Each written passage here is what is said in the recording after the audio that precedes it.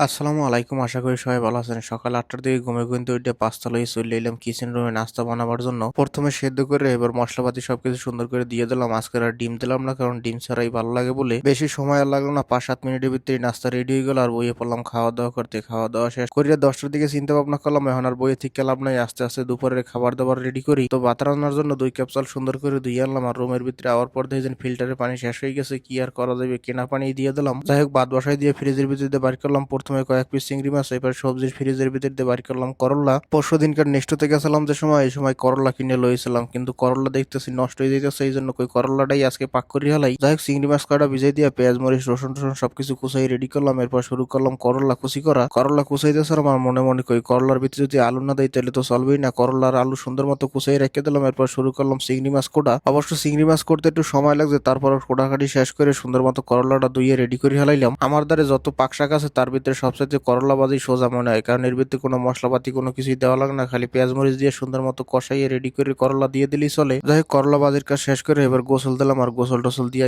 বই পড়লাম। দুপুরের খাবার খেতে দেখি যেন 12টা বাজে গেছে। আর খাবার দাবার শেষ করে একটু সময় রেস্ট করলাম। এরপর 2টার দিকে উঠে আস্তে আস্তে রেডি হওয়া শুরু করলাম। কোম্পানির ডিউটি যাইতে হইবে, প্যান্ট শার্ট টার্ট পরে বাইরে বাইরে জুতা পাই দিলাম। এরপর চলে এলাম গাড়ির দিকে। আওয়ার পর দেখি কোম্পানির লোকজন সবাই আগেই বই রয়েছে, আমি উঠে বইলাম তাড়াতাড়ি করে চলে এলাম ডিউটিতে। আর ডিউটিতে শুরু করলাম